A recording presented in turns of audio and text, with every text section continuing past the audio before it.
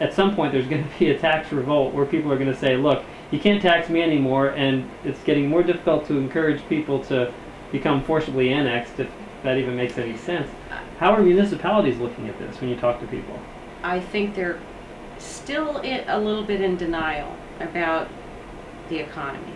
Not entirely, though, because they are starting to hear from people who go to the public hearings and they say, you know, they used to not hear. They wouldn't hear these people when they came up and they would go to the public hearings and tell the council, I'm on a fixed income. I'm retired. All I have is my house and the equity, and I have health problems, and in this expense that you're putting on me is going to drive me out of my house. The city councils would just plug their ears and say. But today they're starting to listen because it is a bigger story, nationally, that the economy is seeing some problems. We are heading down. The dollar's inflating. The banks are in trouble. The housing bubble burst. So the cities are listening a little bit, but not enough. The cities have always been,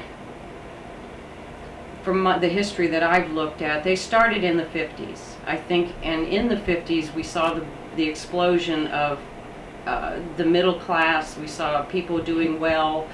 They were able to buy cars. They were able to buy a plot of land in their own little house in the Levittowns, and then the cities ran to the federal government in the 50s and said, help, we're in trouble, you have to start bailing us out.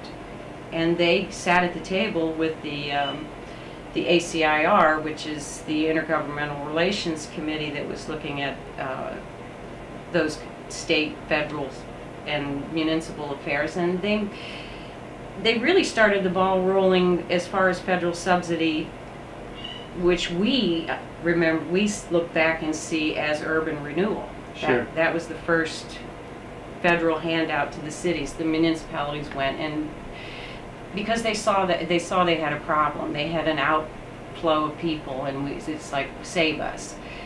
They've worked over the years ever since trying to make sure that they can almost preserve what cities were at the turn of the century, instead of reinventing themselves. The most successful cities are the ones that have reinvented themselves, but we had economic boom times. They were building things. They wanted to borrow money. They said it was never going to end, and they could just count on future tax revenue and build coliseums and convention centers and redo their downtowns. And now people are starting to feel a squeeze, and they're saying no more, no more. They don't want to be taxed anymore. And the cities local governments are still turning around and saying, well, you have to pay. And it's like, people are going to revolt about it. And for the forced annexation issue, I think that's why we've seen an explosion of forced annexations, because the cities are looking outside their borders.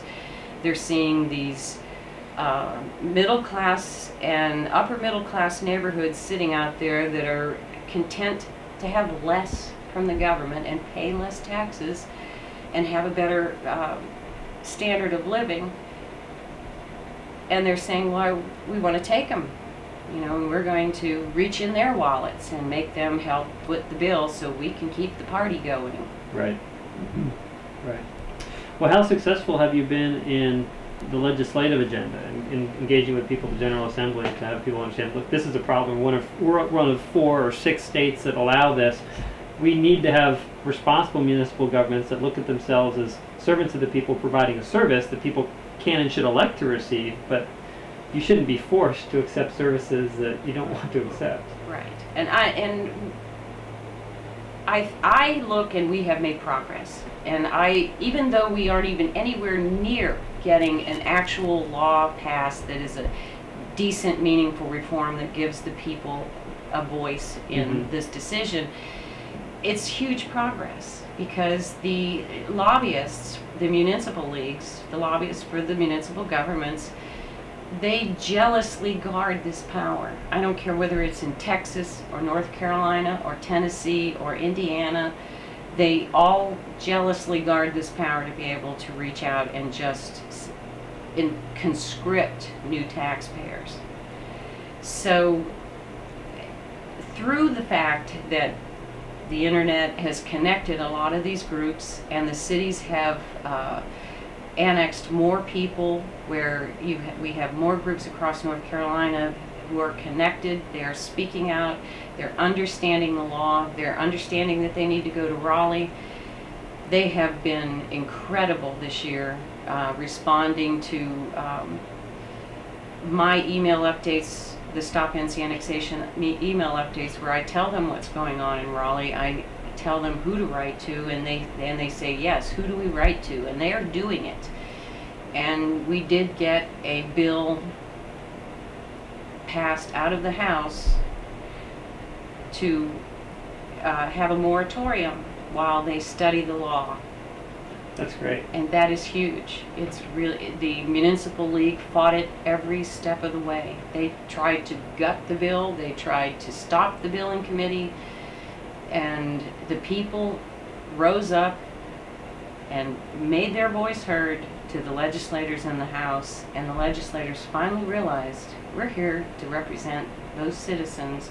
Enough of them realized it, that we have to represent the citizens and not the local government lobbyists, and they passed the moratorium bill. I don't know, but I think we're making progress. We've got a long way to go.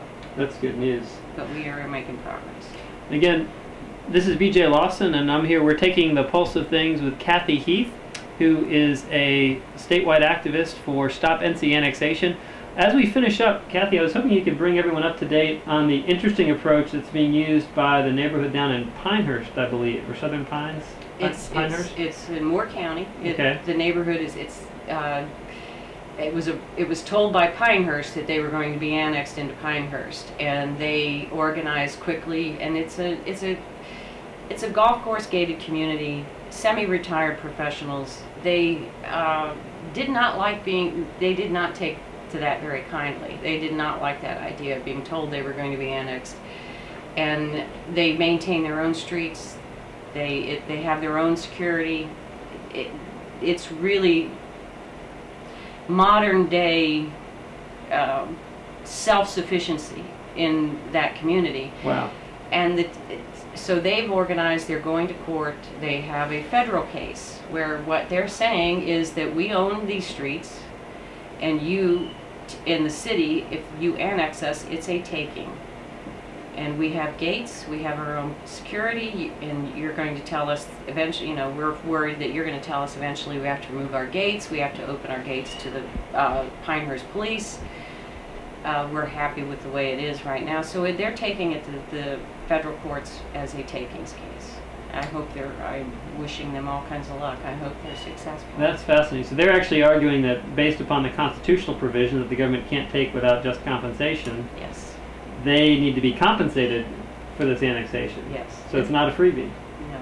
And it's going to be interesting to watch. That's very interesting. Because the city's response to it was, well, we won't take your streets. It's like, I don't know. I don't know how that's going to play out, but it's going to be very interesting, and I'm cheering them on. And that's great. And if people want to learn more about your organization, they can go to... They can go to the Stop NC Annexation website. It's www.stopncannexation.com. All Great. Lowercase, just spelled out. Excellent. Well, thanks again, Cathy. Again, this is BJ Lawson. We've been taking the pulse of things with Cathy Heath and learning more about annexation and property rights in North Carolina. Value dollar, and it's no good, you know, it doesn't mean anything to save money. Right. And then they did the same thing with the real estate market, jumped in with both feet to try to actually make some financial gains. And every time, you know, I just said they're trying to make this a third world country. Doing a pretty good job. We're on the verge, but I just say, maybe it's close to the rapture. And we'll be out of here.